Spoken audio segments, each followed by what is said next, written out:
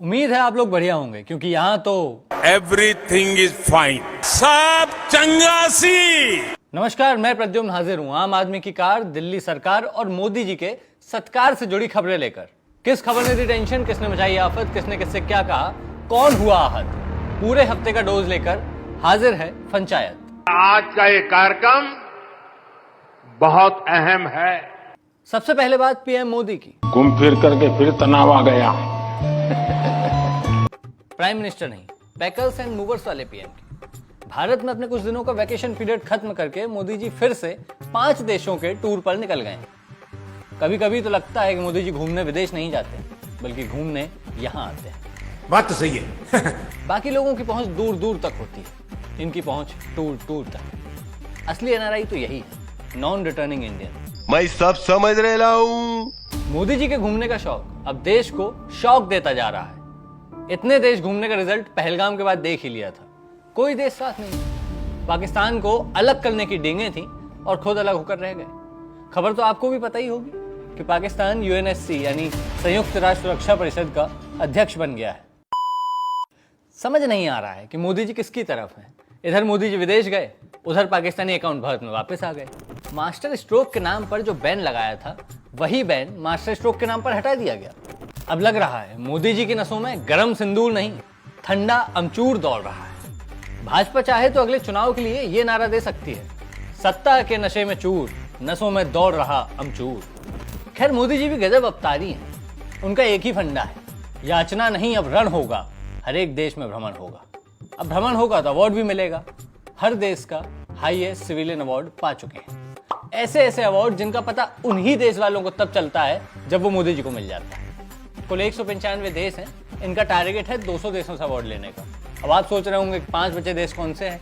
अरे भाई, अपने देसी कोलंबस हैं, अभी खोजेंगे तब फिर अवार्ड लेंगे जी। तो मोदी सरकार के बाद चर्चा में दिल्ली सरकार भी रही। उनके अपने अलग कारनामे हैं।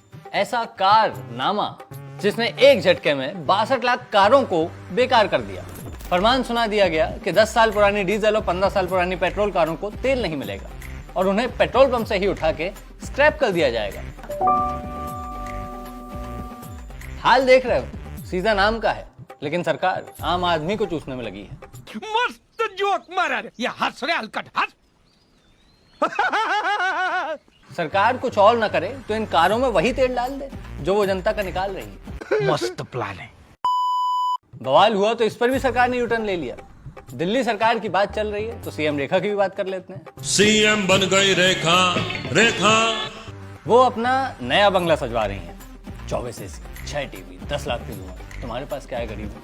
खैर, इस सब के समेत 60 लाख रुपए का खर्च करके महल सजाया जा रहा है, वो भी ऐसे देश में जहां पर हर आदमी पर लगभग 5 लाख रुपए का कर्जा है। कुल मिलाकर फिजूल खर्ची में सीएम रेखा सीमा रेखा पार कर चुकी है। इलेक्शन से पहले शीश महल पर हल्ला करने वाले अब शीश महल बना रहे हैं।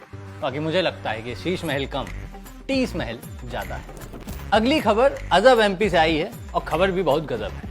यहाँ सीएम मोहन यादव के काफिले की 19 गाड़ियों में डीजल की जगह पानी भर दिया। बाकी बातों का पता नहीं, लेकिन पंप वाले की ईमानदारी की दाद देनी पड़ेगी। उसने अपने कस्टमर्स में कोई भेदभाव नहीं किया। शाबाश बेटा, बहुत बढ़िया मुन्ना। बाकी मानसून के सीजन में मोदी सरकार ने एक नई योजना शुरू की है, प्रधानमंत्री सड़क में सुरंग योजना। 2 फोटो देखिए, एक केंद्रीय मंत्री सिंधिया के इलाके की, दूसरी पीएम मोदी के संसदीय क्षेत्र की। और जाते जाते हमारी डोनाल्ड ट्रंप से एक गुजारिश है, वो मोदी जी को बुलाकर उस युद्ध में भी सीज फायर करा दें जो उन्होंने देश की जनता के खिलाफ छेड़ रखा है। आज के लिए इतना ही काफी है। अगले हफ्ते फिर आऊंगा बेखबरों को खबर देने और जनता के सरोकार में नाकाम सरकार की खबर लेने। तब तक के लिए टाटा।